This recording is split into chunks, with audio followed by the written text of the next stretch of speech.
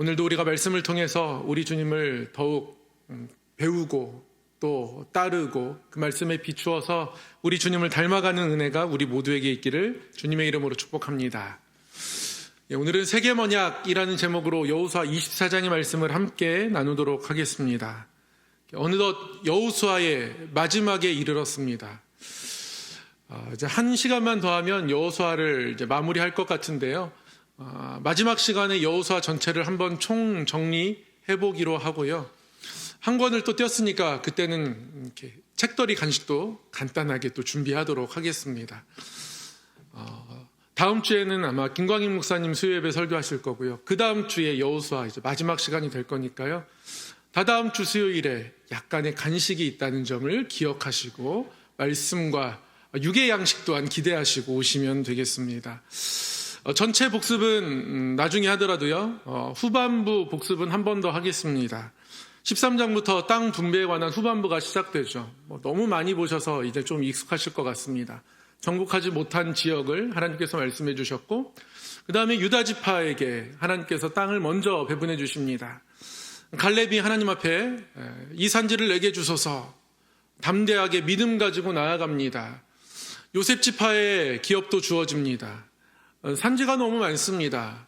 그런데 삼림이라도 올라서 개척하라라고 하나님 말씀하시죠. 순종해서 또 올라갑니다.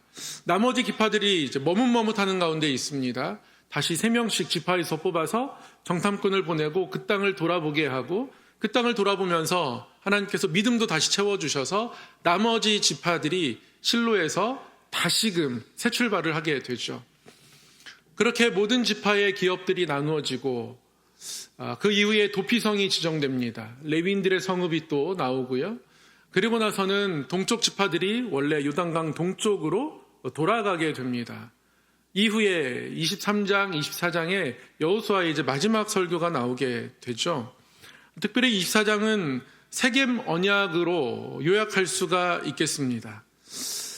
세겜 언약. 오늘 여호수아가 백성들을 다 모았습니다. 23장에서 마지막 고별사를 할 때는 이스라엘 백성들의 지도자들을 모으고 그들에게 마지막 이야기를 한 것이었거든요.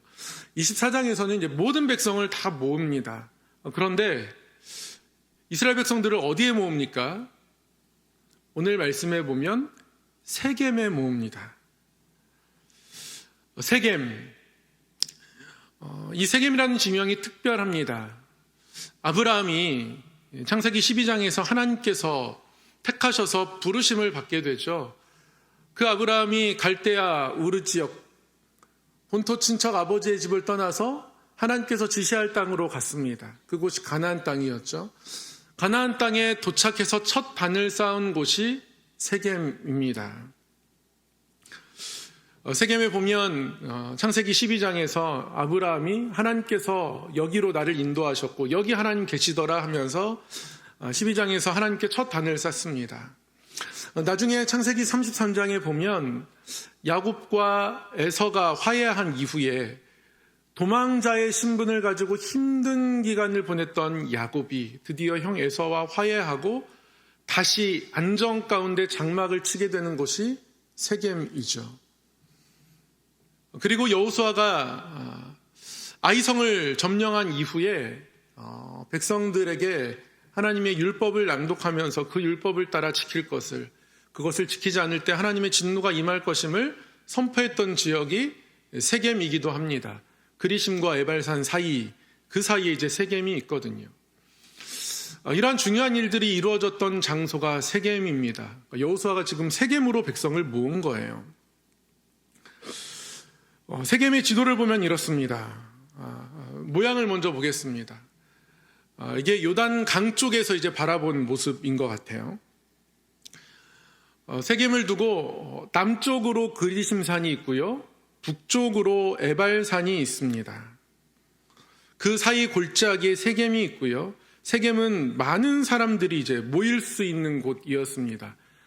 양쪽에 언덕이 있기 때문에 자연적으로 이렇게 스탠드가 형성이 된 거예요. 그 골짜기 세겜에 이스라엘 온 백성들이 지금 모여 있는 것이죠. 지도를 통해서 보면 그렇습니다. 북쪽에 에발산이 있고요. 남쪽에 그리심산이 있는 거죠. 이러한 세겜에 하나님께서 이스라엘 온 백성을 모으게 하셨습니다. 세겜에서 율법을 낭독할 때 하나님은 여호수아에게 어떤 방법을 선택하셨냐면 마치 두 산에 어느 산에 올라갈 것인가를 선택하라는 듯이 축복의 말씀을 낭독하는 사람들을 그리심 산 쪽에 세우고요.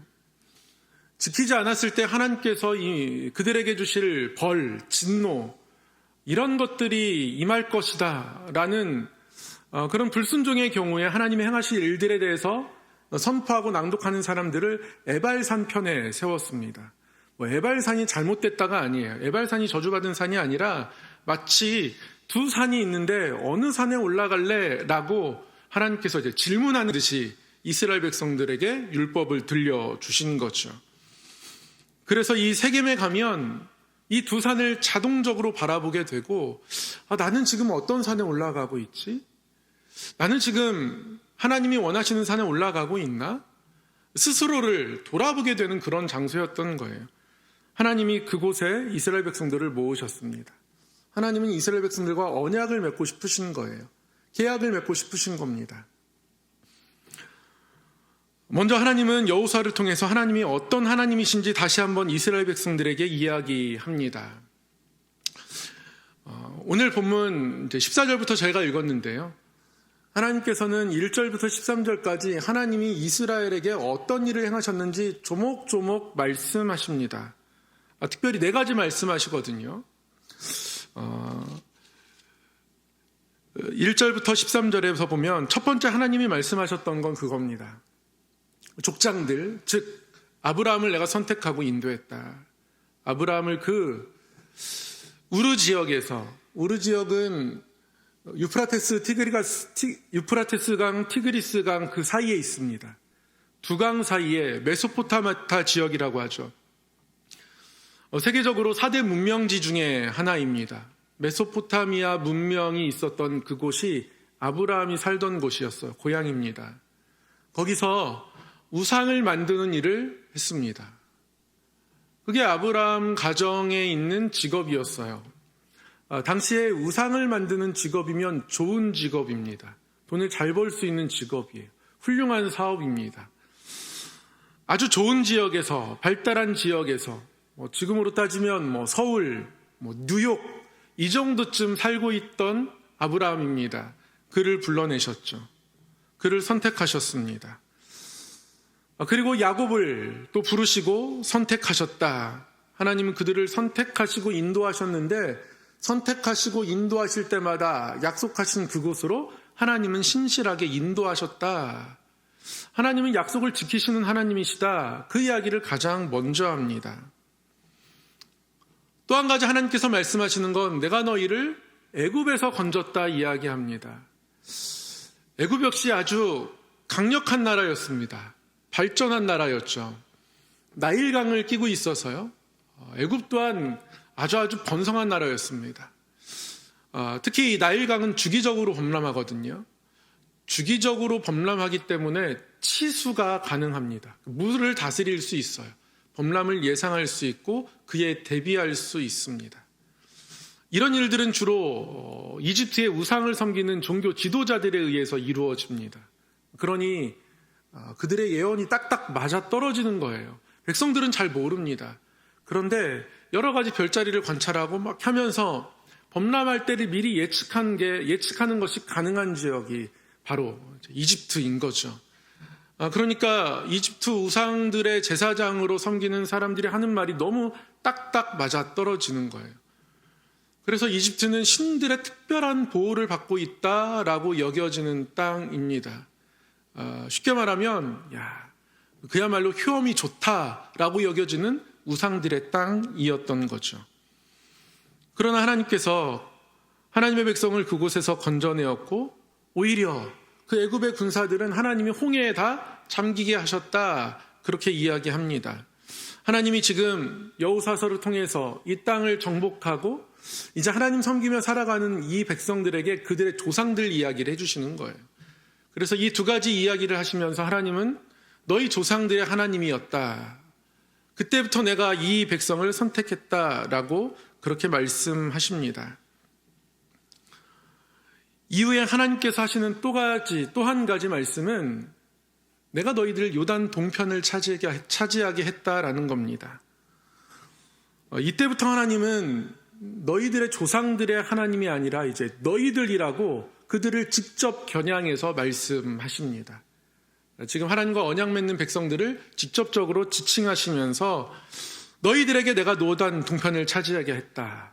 바산왕 옥, 아모리왕 시온, 이 요단 동편의 땅들은 그 누구도 쉽사리 점령하지 못했던 아주 강력한 땅입니다. 고대 문헌들에 보면 이 지역의 왕들의 어떤 전투 능력을 찬양하는 서사시들이 전해 내려올 만큼 이 땅은 굉장히 강력한 왕들에 의해서 지켜지고 다스려지는 그런 땅이었는데요. 하나님이 이 요단 동편을 차지하게 하셨다는 거죠. 그렇게 너희들에게 나의 큰 능력을 또한 나타내었다. 너희들의 조상이 애굽의 강한 병거와 병사들을 이기는 경험들을 했다면 너희들 동일하게 이 땅의 요단 동편의 그 강한 왕들을 이기는 경험을 했지 않느냐. 하나님 이거 말씀하시는 거예요. 그들의 하나님 되셨음을 말씀하시죠. 또 한 가지 하나님은 발람 이야기를 하십니다. 발람의 저주를 내가 축복으로 바꾸었다 이렇게 이야기합니다. 그럼 민수기 공부할 때 저희가 발람 이야기를 잠깐 했는데요. 발람은 당시에 소문난 주술사였습니다.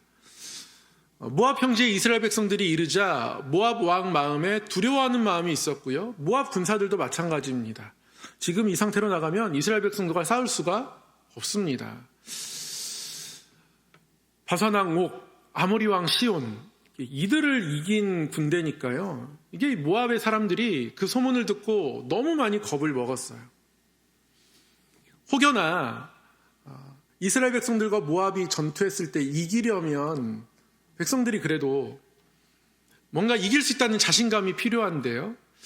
모압 왕 발락 입장에서는 이 발람이 저들을 저주하면 그러면 뭔가 승산이 있지 않을까, 분위기를 반전할 수 있지 않을까 이제 이런 생각을 하죠. 그래서 발람을 초대해서 그에게 뇌물을 제공하고 저 백성들을 저주하도록 의뢰를 합니다. 발람도 그 의뢰에 응하고 싶었습니다. 그 마음이 있어서 하나님이 가지 못하게 하셨음에도 불구하고 결국에는 갔어요. 근데 예언을 하려고 하는데요. 자기도 모르는 사이에 축복의 말을 하게 됩니다. 하나님이 그 백성을 저주하는 일들을 허락지 않으셨어요.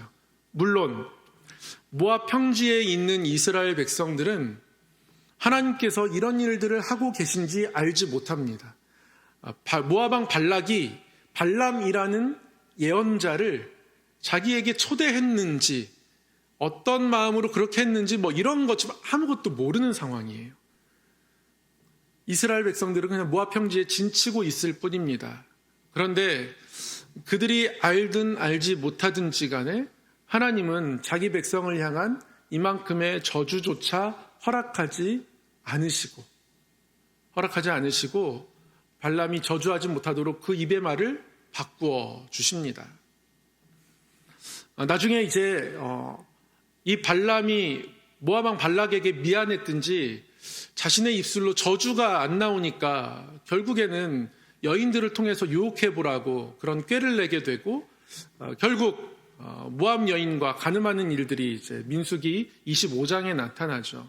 그래서 민수기 21장에서 25장까지의 흐름을 보면 하나님께서 바산왕 또 아모리 왕 옥과 시온을 이기게 하시는 일들 이후에 22장부터 24장까지 발람 발락 사건이 나오고, 그러나 결국 하나님은 이스라엘 백성들을 지켜주시려고 하시는데 25장에서 이스라엘 백성들이 이제 음행하는 모압의 음행 사건들이 시딤 음행 사건이 이제 25장에 나오게 되는 거죠.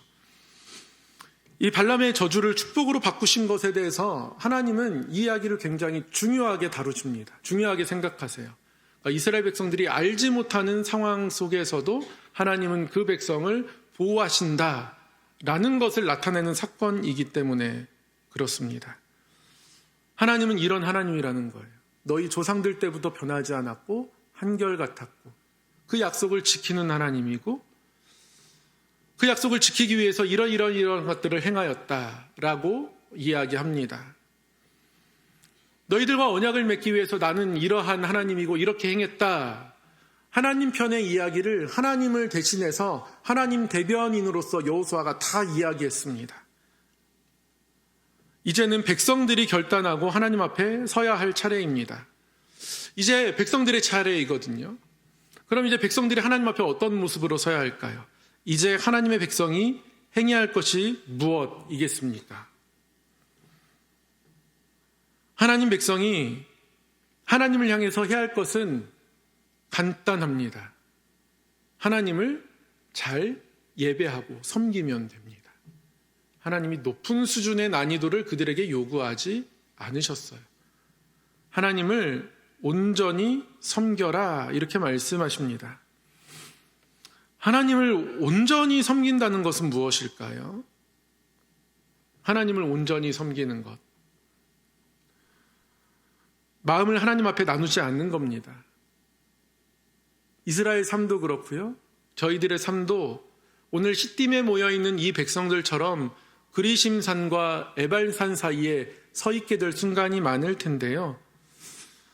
하나님은 그 가운데에 하나님을 선택하라라고 말씀합니다. 그것이 하나님이 말씀하시는 온전히 섬기는 것입니다. 그러기 위해서 여러분 두 가지를 기억하시면 좋겠습니다. 첫 번째는요. 왕벌을 인정하라라는 겁니다. 왕벌을 인정하라. 여러분 왕벌을 인정하라라는 말이 무슨 뜻일까요? 하나님께서 바산과 아모리 이 요단 동편의 두 왕, 이 옥과 시온을 이겨내는 이 일들, 이 전투를 굉장히 크게 보시는데요. 정말 능히 이길 수 없었던 전투를 이들이 이겨내게 됩니다. 그런데 오늘 12절에 보면 그것이 이스라엘 백성들의 칼과 활로 한 것이 아니라고 하나님께서 분명히 말씀하십니다. 이들이 강력한 왕들을 이겨낼 수 있었던 이유는 하나님이 그들 가운데에 왕벌을 보내셨다. 그것 때문이라고 말씀합니다. 하나님이 진짜 양봉을 하셔가지고 벌을 보냈다는 게 아니라요.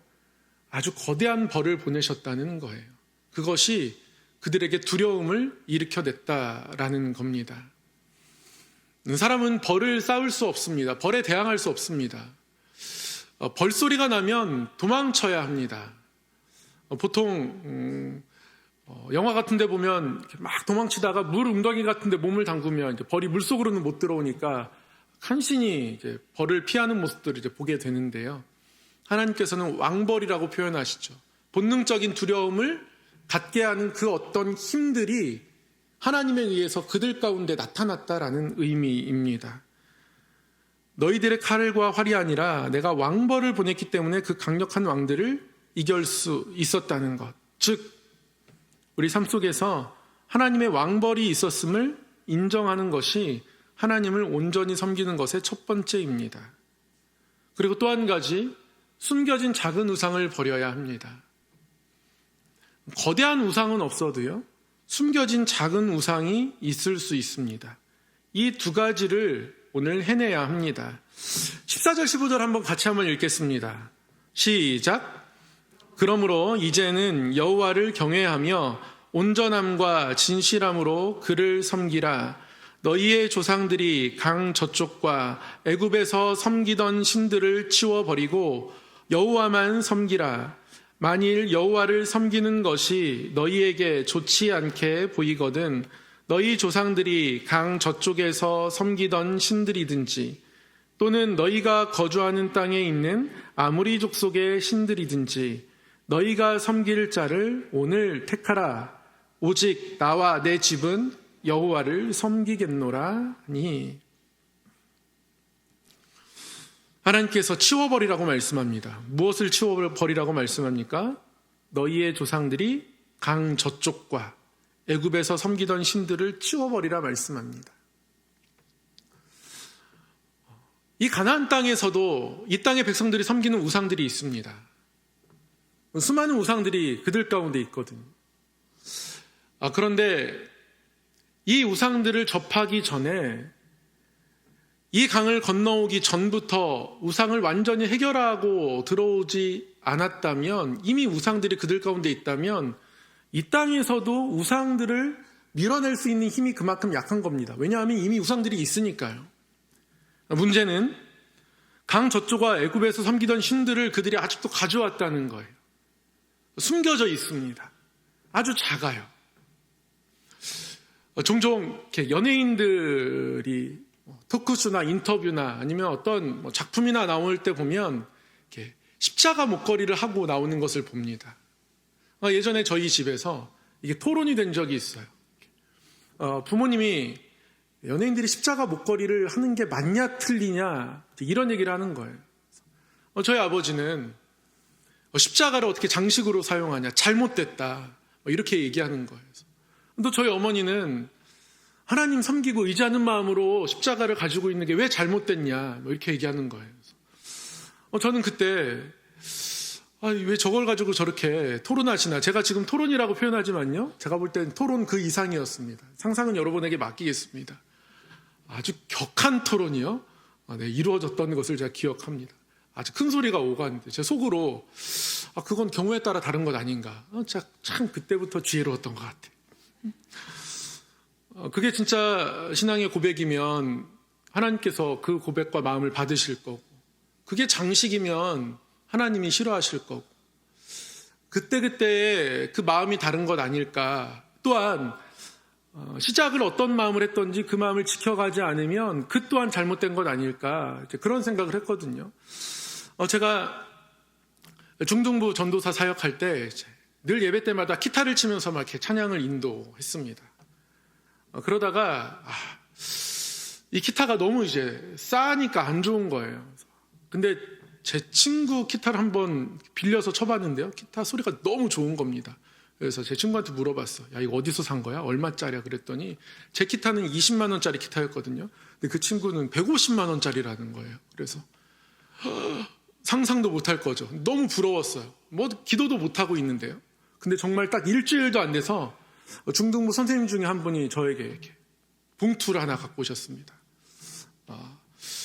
꿈에서 저에게 하나님께서 갖다 주라고 하셨대요. 저는 막 거절을 했는데요. 그럼 자기가 불순종하는 게 된대요.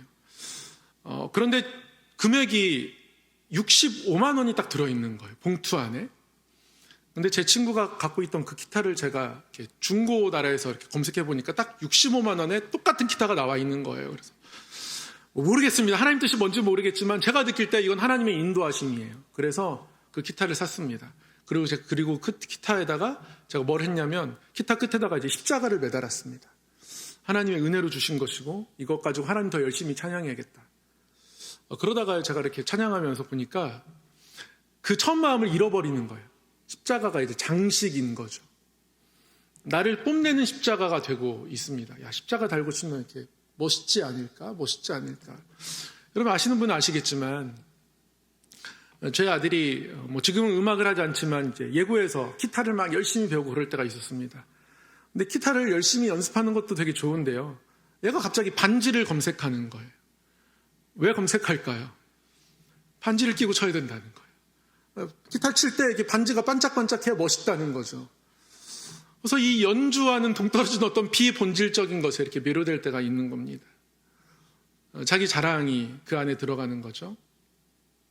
이스라엘 백성들에게 그런 것들이 있었습니다. 장식품 같은 게 있었어요. 반지, 팔찌, 아니면 집안에 잘 쟁여놓을 수 있는 어떤 물건, 그 작은 우상들. 그래서 사람들은 모릅니다. 저 집안에 저 사람한테 우상이 있는지 없는지 몰라요. 애굽에서 가지고 나온 거예요. 애굽의 신들의 형상이 새겨져 있습니다. 장식이니까 괜찮아, 합리화하면서 그것들을 가지고 있는 거예요. 정리되지 않은 우상들이 그들 가운데 있었다는 거예요.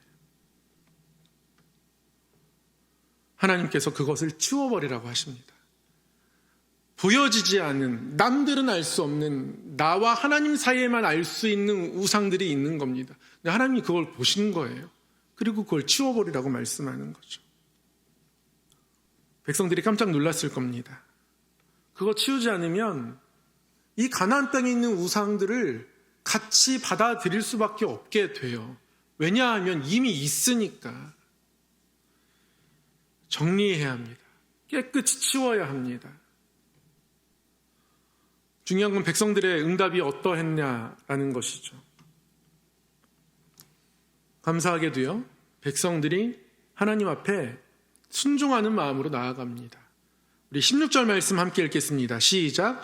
백성이 대답하여 이르되 우리가 결단코 여호와를 버리고 다른 신들을 섬기기를 하지 아니하오리니. 18절도 읽겠습니다. 시작. 그러므로 우리도 여호와를 섬기리니 그는 우리 하나님이심이니이다 하니라. 여호수아가 그 계명을 어겼을 때 하나님께서 분명히 진노하실 것이라는 경고를 합니다. 그 이후에 백성들이 한 번 더 대답합니다. 21절 함께 읽겠습니다. 시작. 백성이 여호수아에게 말하되 아니니이다 우리가 여호와를 섬기겠나이다 하는지라. 백성들이 진심으로 하나님 앞에 이렇게 결단했습니다. 물론 19절 말씀에 이러한 결단에 대해서 여호수아가 아주 중요한 경고 하나를 합니다. 너희가 여호와를 능히 섬길 수 없다. 우리 힘만으로는 하나님을 온전히 섬길 수 없습니다. 하나님의 도우심을 의지해야 하고요. 내가 연약하다라는 것을 하나님 앞에 인정해야 그때 하나님을 섬길 수 있습니다. 지금도 마찬가지죠. 우리 힘으로 온전히 하나님을 섬길 수 없습니다. 예수 그리스도 보혈을 의지하는 마음이, 그 은혜를 의지하는 마음이 지금도 우리에게 필요하죠. 우리의 연약함을 인정하고 하나님 앞에 결단 가지고 나아가면 그것이 우리가 하나님 앞에 하나님을 온전히 섬기는 모습이 됩니다. 이 고백을 통하여서 이스라엘 백성들과 하나님 사이에 세겜 언약이 체결이 됩니다. 세겜에서 다시 한번 언약을 맺습니다. 그리심산과 에발산 사이에서 하나님, 에발산에 올라가지 않겠습니다. 내 에발산의 흔적들을 버리겠습니다. 가지고 있던 우상들, 나만 알고 있는 우상들, 나만 알고 있는 장식품들, 내 서랍 속에 꼭꼭 숨겨놨던 거, 그것까지 다 버리겠습니다 라고 이스라엘 백성들이 결정한 겁니다. 사랑하는 성도 여러분, 우리는 우리 삶을 살아가면서 하나님의 왕벌을 잊습니다. 하나님이 왕벌을 보내셔서 우리의 삶의 길이 열렸다는 것을 잊을 때가 많습니다. 그것을 잊으면 큰일 납니다. 그것을 잊으면 하나님의 능력이 나타나지 않습니다. 봄 대신방 가운데 있습니다. 신방 받으시는 분들은 어떤 마음으로 받으시는지 모르겠습니다. 제가 지금까지 신방을 다녔던 건수를 다 합치면 2,000건은 넘을 겁니다. 2,000번 이상 신방 설교를 했을 겁니다. 근데 그것을 의지하면 똑같은 내용을 가지고 신방 설교를 해도 아무런 능력이 나타나지 않을 것을 제가 압니다. 그래서 평소보다 더 일찍 교회에 옵니다. 오늘 신방한 가정들을 위해서 한 가정 한 가정 따로 기도하는 시간을 특별히 더 갖습니다. 새벽 기도 시간에는 어제 신방했던 가정들을 위해서 기도하고, 오늘 신방에 앞서서는 다시 한번 하나님 앞에 오늘 신방할 가정들을 위해서 다시 한번 기도합니다. 저의 경험이 능력이 되지 않을 것을 알기 때문에 그렇습니다. 왕벌이 필요하기 때문에 그래요. 매 순간 하나님의 왕벌이 우리에게는 필요합니다. 그 마음 가지고 살아갈 때 하나님을 온전히 섬길 수 있습니다. 내 경험을 신뢰하고 내가 가진 것을 맞는 열쇠처럼 그동안 늘 그랬으니까 그럴 것이라고 생각하는 그 순간, 그래서 하나님이 배제되는 그 순간 그것은 우상이 되고 맙니다. 그럼 오늘 말씀을 잘 기억하시기를 바랍니다. 사사기 전까지, 사사시대 전까지 이 언약을 지켜갔을 때 그들에게 평안이 있었습니다.